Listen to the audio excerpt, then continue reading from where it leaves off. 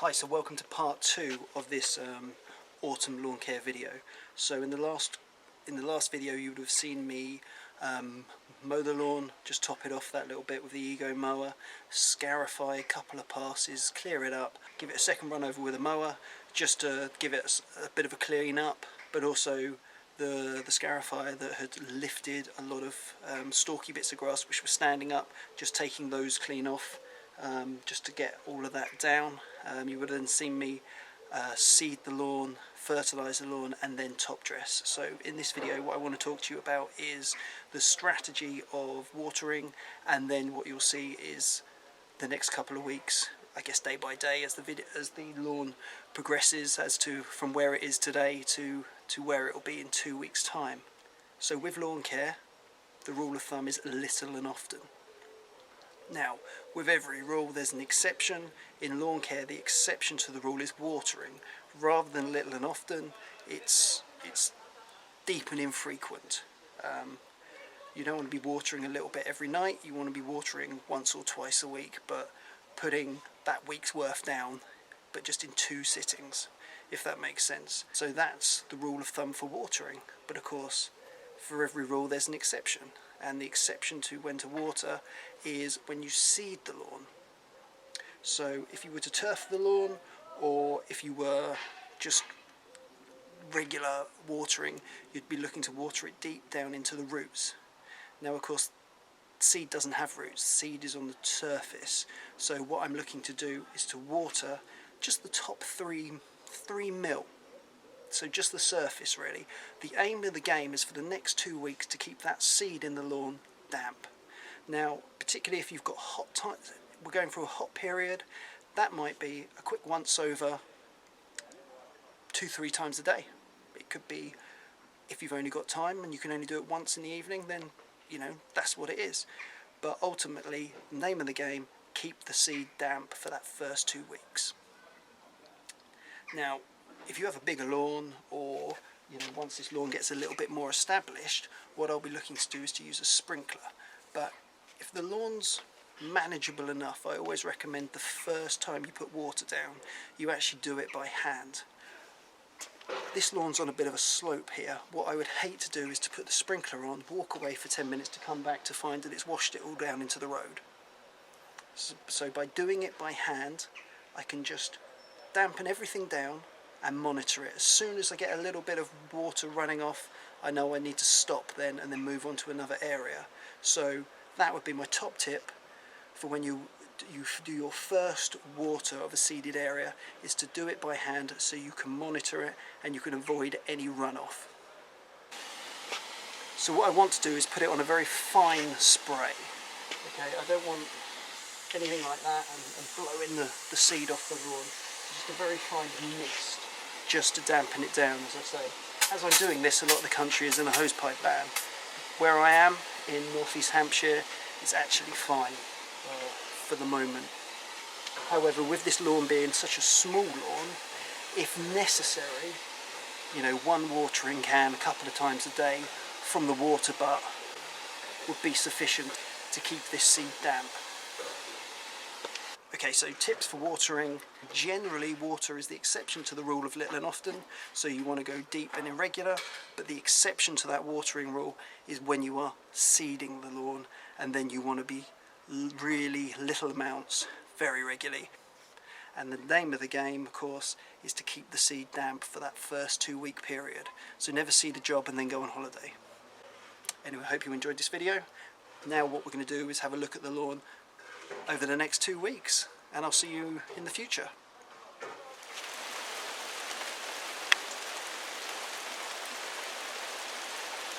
Okay, the morning after, and timing is everything, isn't there? So there's quite a fair bit already. Okay, so we're 7 days in, and this is how we're looking. So it looks quite good from when you're levelling up, but as we come up, you can see there's still a few patches in there, but if you then zoom into these patches, you can then see all the new growth coming in, all here, so that's great. I'm really pleased with that. This area here is the worst area by far, and this is always a bit of a problem patch, just because it's the first place where people step, if they are to step onto the lawn. But actually, if you look in close, you can see there's lots of grass coming in, so that's great. So I'm pretty happy with that. The reason this area is really poor is because this is a north facing lawn. You can see down here, you know, all this new growth. You can see all the new growth coming in here. There's loads there, so that's great. Obviously this patch here, what you have to remember, or what you have to think about, is the sun rises about there. It comes up, it goes round, and then it comes down here. So we don't really get any sunlight in here too much. What we will do is get some late sunshine as the sun's setting over there. With the parked car, it does struggle a bit, so it doesn't really get any direct sunlight, and also it's just going to be shielded a little bit from air circulating and stuff like that. So I'm not concerned at the moment. It's 7 days. I would be looking for, you know, what I'm looking at is for decent germination to start in 14 days, so in another week's time. That's when I'd look at it, and you'd see the grass coming in. I'm generally inclined to let the grass go as long as I can without having to mow it. Looking at the weather, it looks so it's going to be pretty wet from tonight onwards and for the rest of the week, so that's great with regards to the lawn. However, as you can see, the established growth is pretty long, and what I don't want to happen is for this real long stuff here to start crowding out and creating shade on the new seedlings. So what I am going to do is I am going to mow the grass. With the Ego mower, probably put it on about setting 3, just go over the top, have a check, see if I'm actually taking anything off. If I'm not, drop it down 1, but all I really want to do is just to take the top off, just to let a little bit more air and light get into those new seedlings.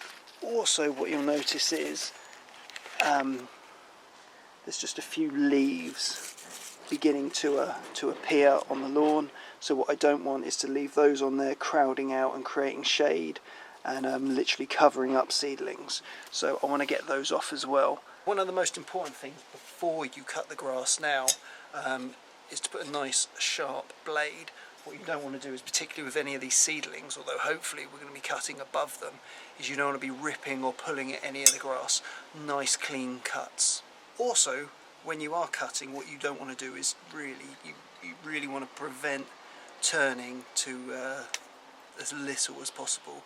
So what I'm going to be doing is I'm going to be going side by side. I'm literally going to go straight up, pull it straight back, move over on the driveway, then go straight back up, straight back, pull it back, and then keep working like that, and then maybe one along the wall there and one along the side of the drive, but doing all my turning off of the lawn. That way the wheels aren't going to scuff or damage any areas.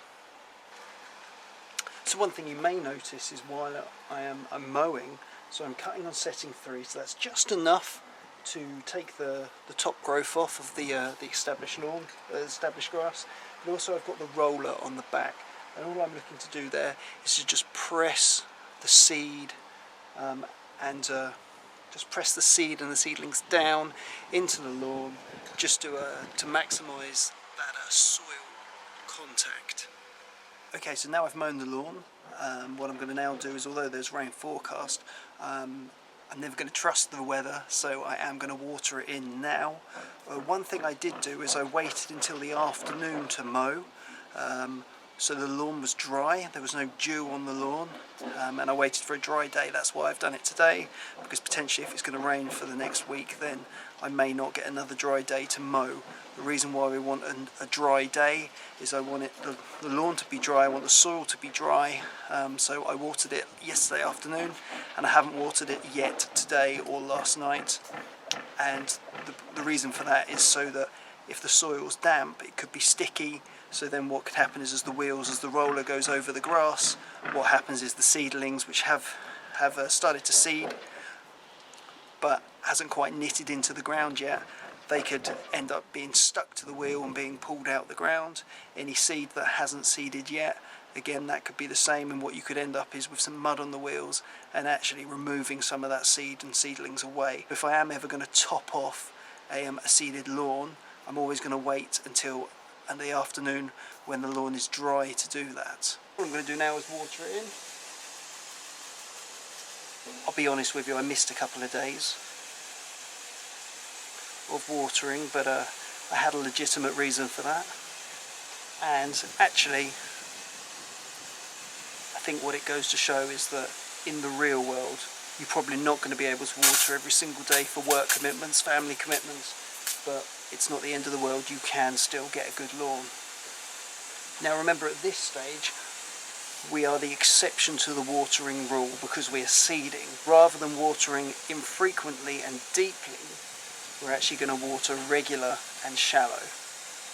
So it's just that first top 3 mil maybe, just where the seed is. We just want to keep that seed damp.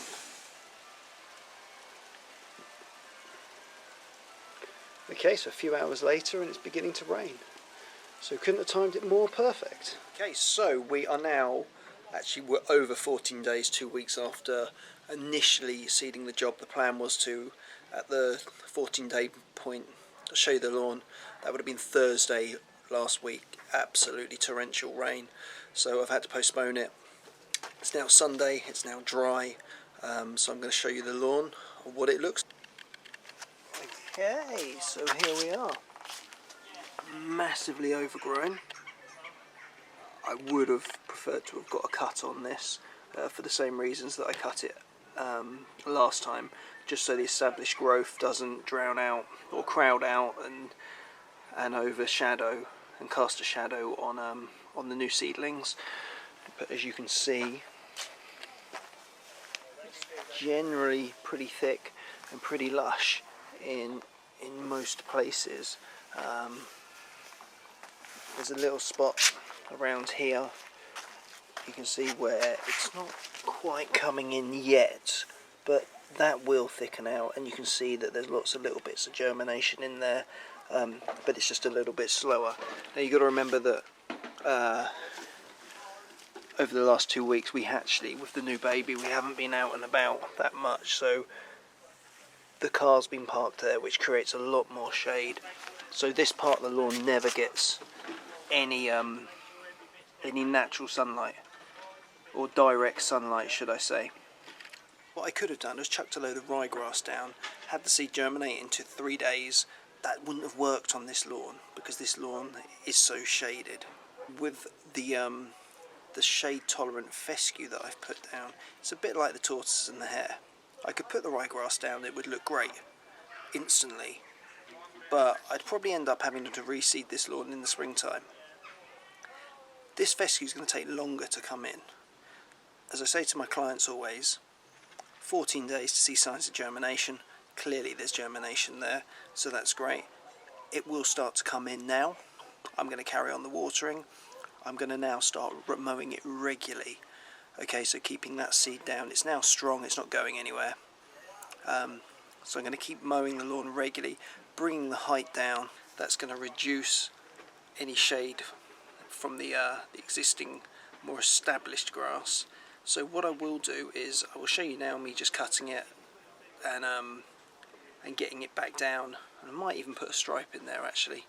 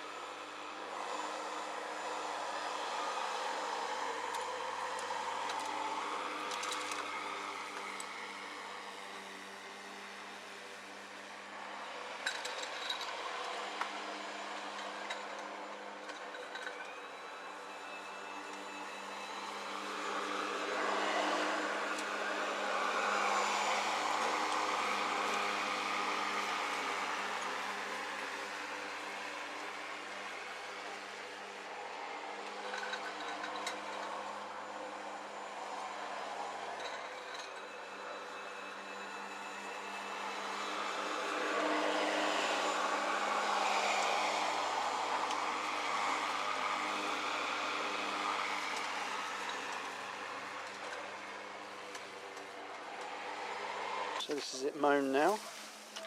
This is on setting 2. So the plan would be to get it down to setting 1 and then let the cylinder mower take over. So we'll give that cut in 2 days' time. Okay, so one thing I forgot to add with regards to watering is now that the majority of the lawn's looking kind of how I want it, I'm going to keep these isolated patches, so I'm still going to be using the rule of thumb of watering seed and keeping it damp throughout to make sure that the seed does germinate, because there is still a little bit of stuff in there. But the rest of the lawn, I'm going to go back to normal watering procedure, which would be, you know, a good ½ inch per week, which I think, to be honest, the weather will take care of naturally, but it'll be something that I'll monitor